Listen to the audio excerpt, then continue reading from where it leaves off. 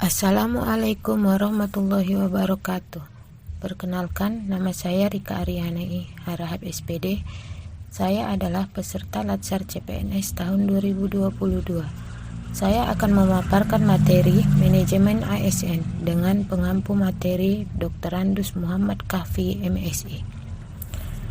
Manajemen ASN adalah pengelolaan ASN untuk menghasilkan pegawai ASN yang profesional, yang memiliki nilai dasar etika profesi, bebas dari intervensi politik, bersih dari praktik korupsi, kolusi, dan nepotisme.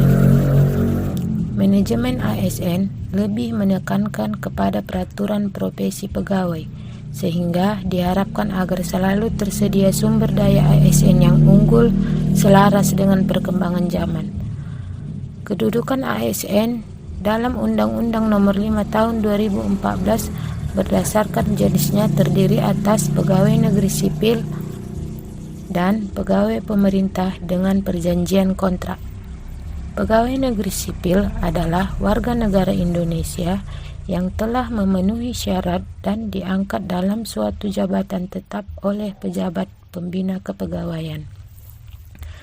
Sedangkan pegawai pemerintah dengan perjanjian kontrak warga negara Indonesia yang telah memenuhi syarat dan diangkat oleh jabatan pembina kepegawaian dengan perjanjian kerja dan tidak bersifat tetap dan disesuaikan dengan kebutuhan instansi.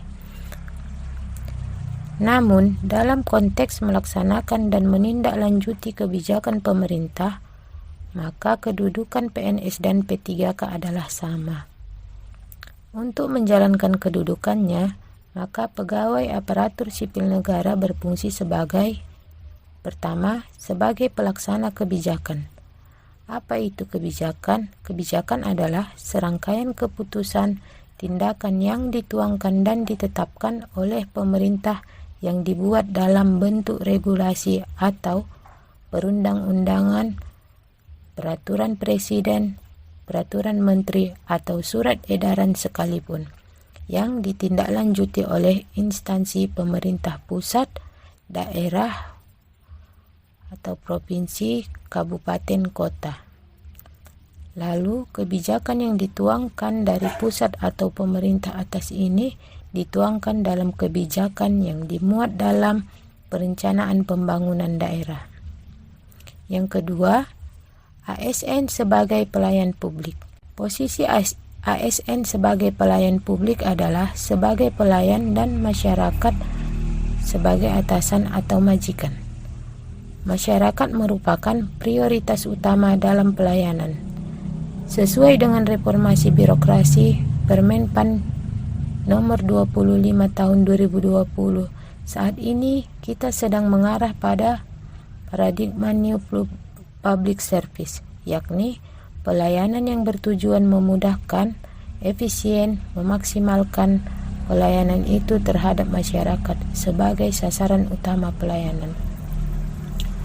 Pengamalan ini perlahan sudah mulai kita terapkan melalui e-government atau memberikan informasi maupun pelayanan dengan bersifat teknologi. Dalam konteks pekerjaan sebagai guru SD misalnya, kita juga sudah mulai diperkenalkan dengan berbagai aplikasi teknologi atau memudahkan dalam melayani masyarakat seperti e-raport, terdapat dalam Dapodik dan sebagainya.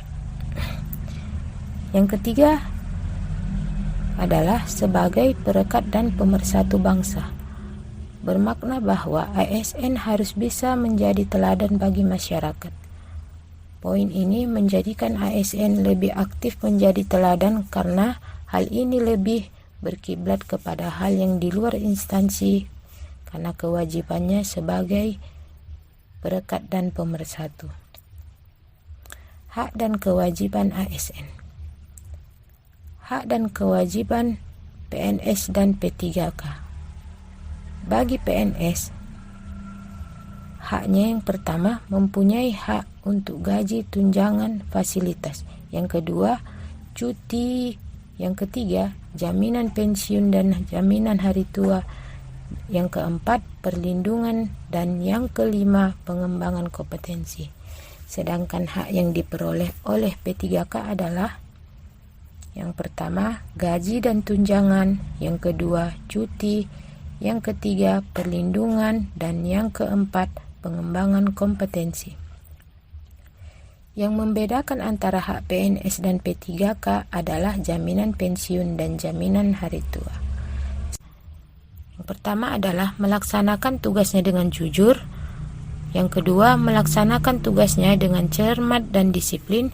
Yang ketiga, melayani dengan sikap hormat dan tanpa tekanan.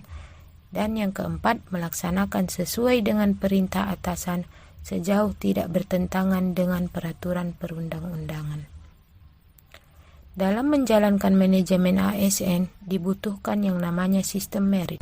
Merit system adalah proses untuk menciptakan suatu suasana untuk seluruh manajemen kepegawaian sesuai dengan kualifikasi, kompetensi, keahlian berdasarkan objektivitas. Hal ini menuntut setiap ASN untuk lebih berkompeten berdasarkan perkembangan zaman. Pengelolaan manajemen kepegawaian. PNS milenial harus paham tentang manajemen kepegawaian. Dua jabatan utama yang terkait langsung pada manajemen kepegawaian. Yang pertama, daerah pejabat pembina kepegawaian atau gubernur, dan yang kedua, pejabat yang berwenang atau bupati, wali kota. Kewenangan dua jabatan ini adalah mengangkat, mutasi atau memindahkan, dan memberhentikan. Demikianlah paparan materi dari saya ucapkan terima kasih. Salam warahmatullahi wabarakatuh.